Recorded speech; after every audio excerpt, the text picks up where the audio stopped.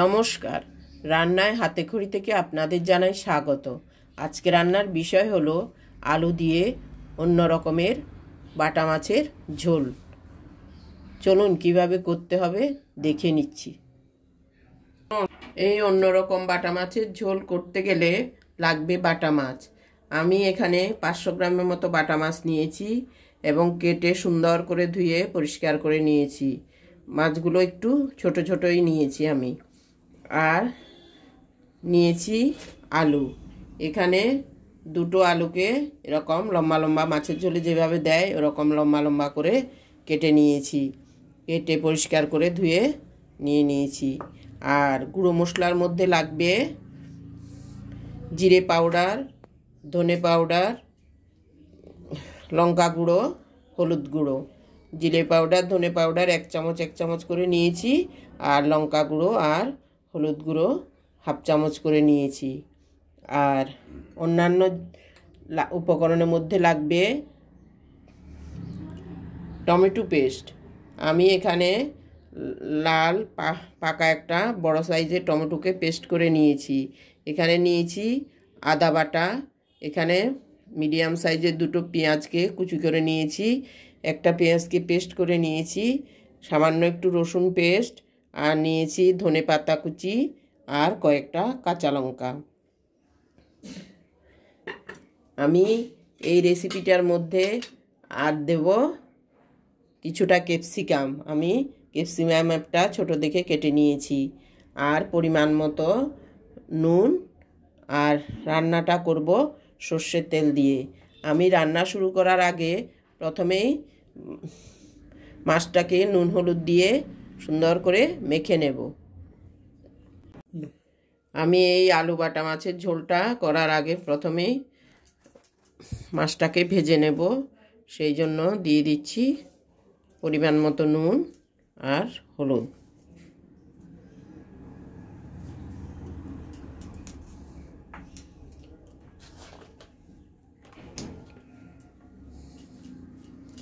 যে হলুদটা আমি নিয়েছি ওটা ঝোলে দেব। আর এখানে আমি আরেকটু হলুদ মাছ ভাজার জন্য নিয়ে নিয়েছি প্যাকেট থেকে।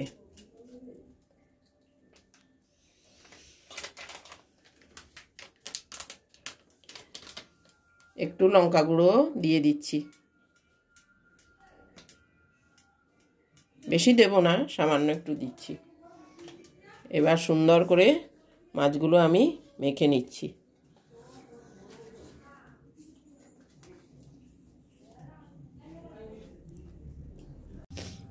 নুন হলুদ এবং সামান্য একটু লঙ্কা গুঁড়ো দিয়ে মাছগুলো আমি সুন্দর করে মেখে নিয়েছি।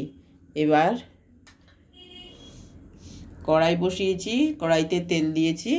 এবার মাছগুলো আস্তে আস্তে দেব। তেলটা গরম হয়ে গেছে, এবার মাছটা দিয়ে দিচ্ছি।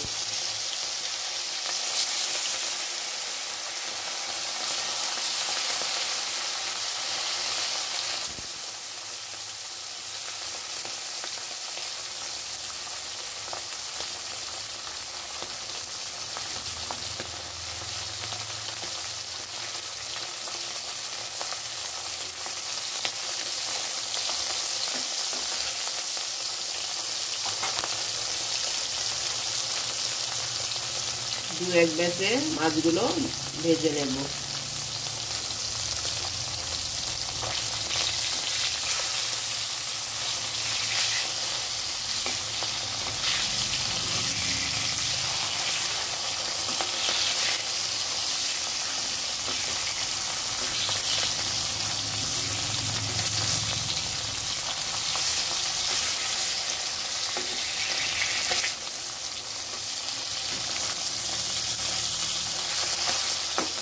এভাবে উল্টে পাল্টে মাছগুলি আমি ভেজে নেব।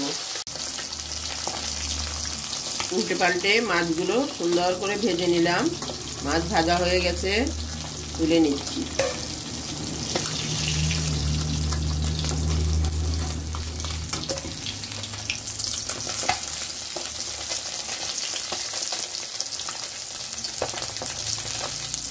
পাশাপাশি আমি এখান থেকে আবার কয়েকটা মাছ দিয়ে দিচ্ছি।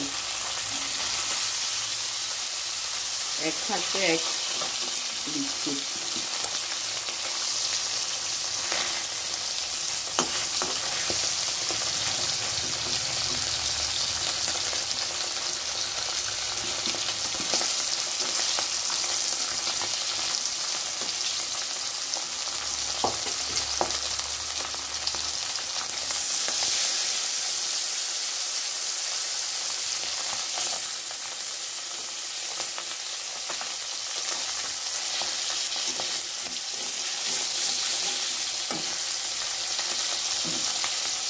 পরপর এভাবে তুলে নেব সব মাছগুলো ভেজে। আমার সব মাছ ভাজা হয়ে গেছে, সবগুলো উল্টে পাল্টে সুন্দর করে ভেজে নিয়েছি। এবার সব তুলে নিচ্ছি।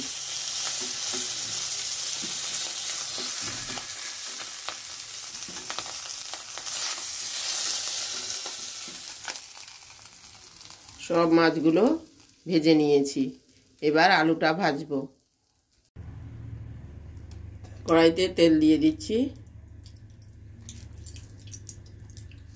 এবার আলুগুলো ভেজে নেব।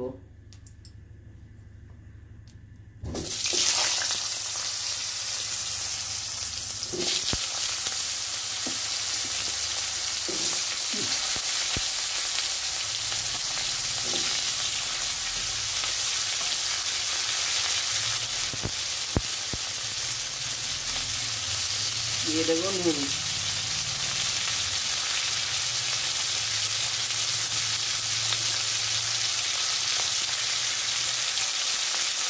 দিয়ে দিচ্ছি সামান্য একটু হলুদ।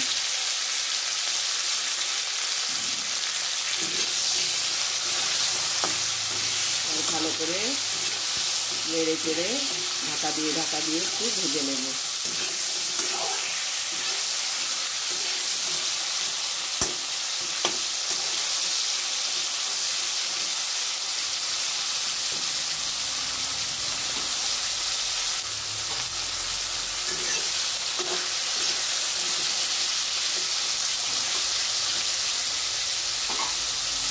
ঢাকা দিয়ে দিচ্ছি।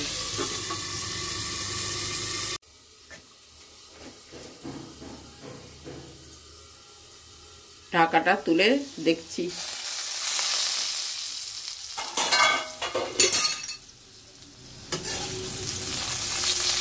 এর মধ্যে আমি আরো 2-1 বার তুলে নেড়ে দিয়েছি।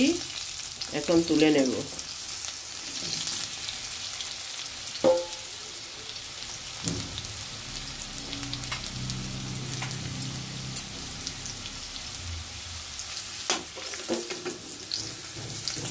আলুগুলো তুলে দিচ্ছি। এর মধ্যে দিয়ে দেব আরেকটু সর্ষের তেল। আপনারা আপনাদের পরিমাণ বুঝে মশলা, লঙ্কা, নুন সব দেবেন।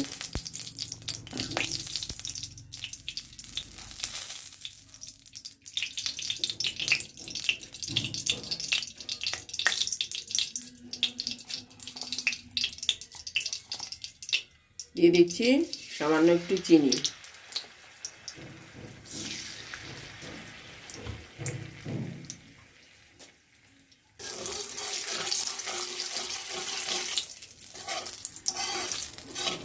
চিনিটা যখন লালচে হয়ে ফুটে উঠবে তখন দিয়ে দেব পেঁয়াজ কুচি।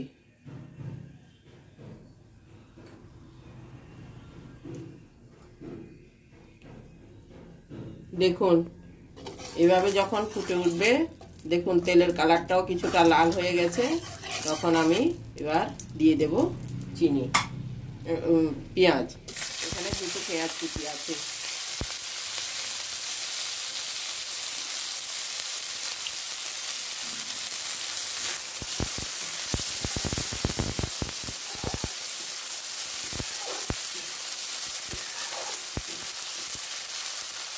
তেলের মধ্যে কিছুটা চিনি দিলে এতে ক্যারামেল টাইপের হয়ে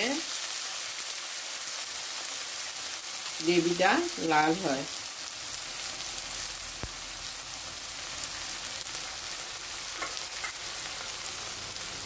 এবার এবার সুন্দর করে মশলাটা পেঁয়াজটা ভেজে পরপর মশলাগুলো দিয়ে দেব।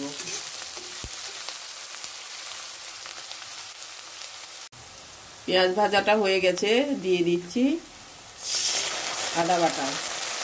এখানে 1 চামচ আদা বাটা,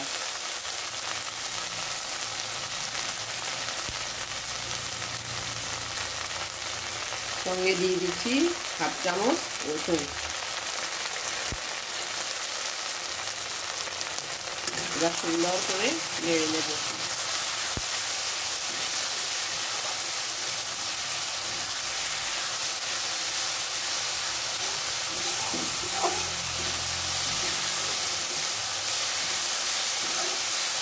আদা রসুনটা কিছুটা ভাজা ভাজা হয়ে আসলে এবার দিয়ে দেব গুঁড়ো মশলাগুলো। আমি এখানে 1 চামচ জিরে গুঁড়ো, 1 চামচ ধনে গুঁড়ো এবং 1/2 চামচ হলুদ গুঁড়ো, 1/2 চামচ লঙ্কা গুঁড়ো যে দেখিয়েছি ওটাকে আমি একটু জলে গুলে নিয়েছি।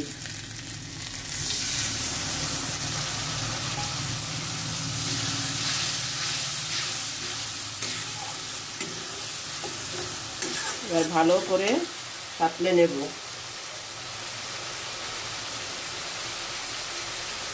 দিয়ে দিচ্ছি সামান্য আর একটু জল।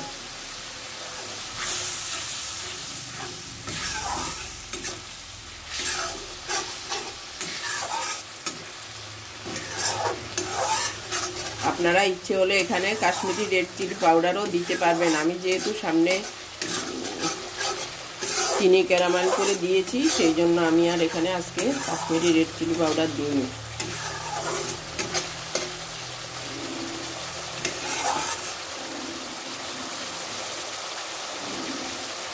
মশলাটা আর একটু ভাজা হয়ে আসলে এবার দিয়ে দেব টমেটো পেস্ট।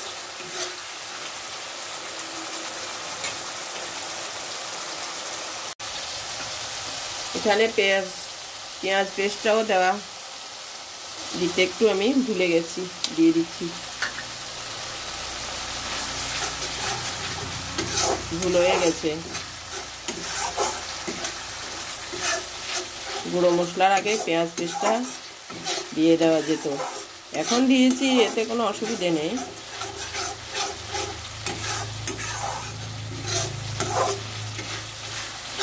ভালো করে ভেজে এবার টমেটো পেস্ট দেব।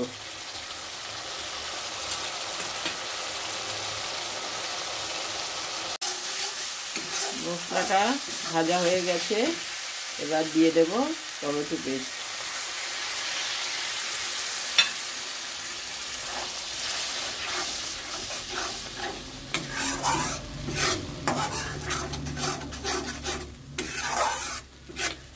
টমেটোটাকেও সুন্দর করে ভেজে নেব।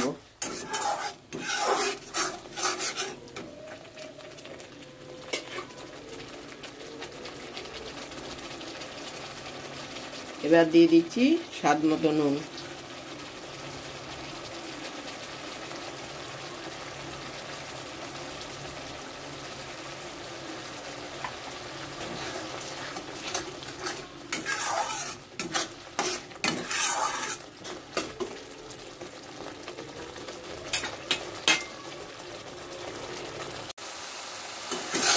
মশলাটা আমার প্রায় ভাজা হয়ে গেছে, এখন দিয়ে দেব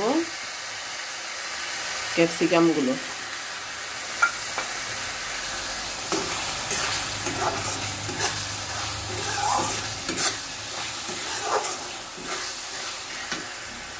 আর দিয়ে দিচ্ছি ভাজা আলুগুলো।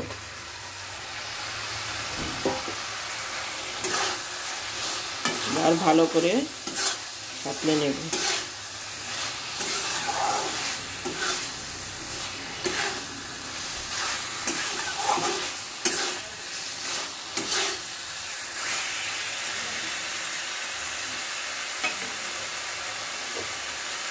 দু মিনিট ঢাকা দিয়ে রাখছি।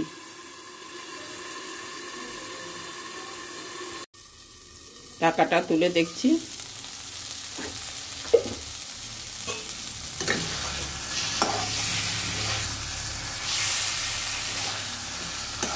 হয়ে এসেছে।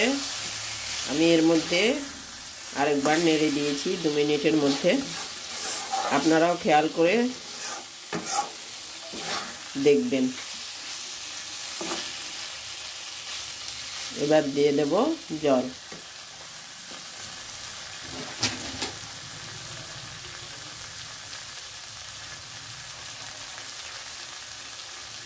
জলটা গরম জল দিচ্ছি আলু ভাজির বাটিটা মধ্যে নিয়ে।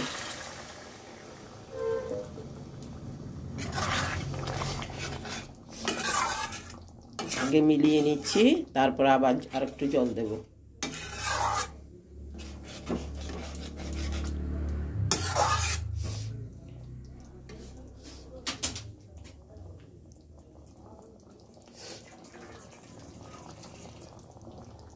আরেকটু জল দিয়ে দিচ্ছি, কারণ আলুটাও সিদ্ধ হতে হবে।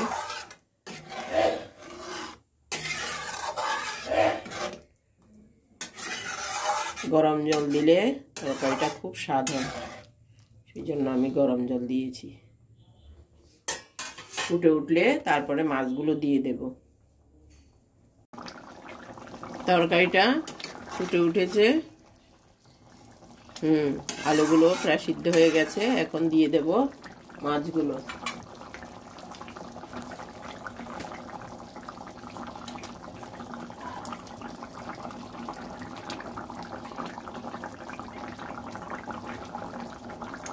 মাছগুলো দিয়ে কিছুক্ষণের জন্য এবার ঢাকা দিয়ে রাখবো।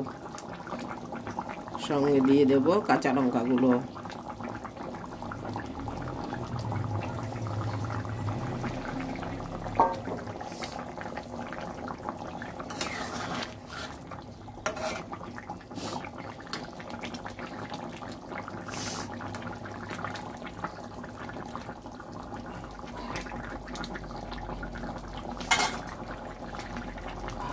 দিয়ে দিচ্ছি চেরা কাঁচা লঙ্কা। আপনারা যেরকম ঝাল খাবেন ওরকম ঝাল দেবেন।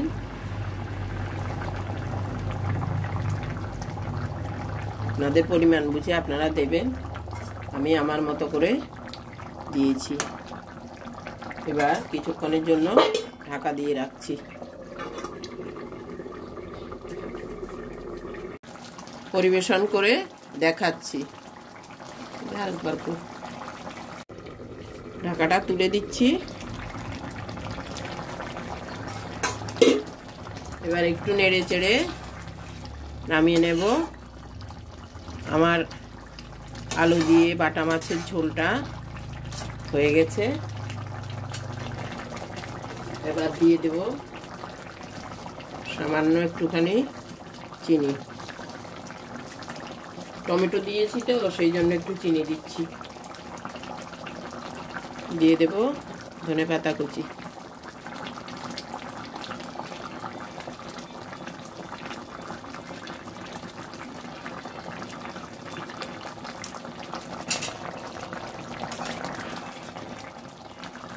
একদম রেডি আলু দিয়ে বাটা মাছের ঝোল। আমার এই ভিডিওটা যদি ভালো লেগে থাকে তাহলে লাইক, শেয়ার, কমেন্টস করতে ভুলবেন না। সাবস্ক্রাইবও করবেন। আমি যেভাবে দেখিয়েছি ওইভাবে করে দেখবেন, খুবই স্বাদের হয়। আজকের জন্য এখানে বিদায় নিচ্ছি। সামনে দেখা হবে।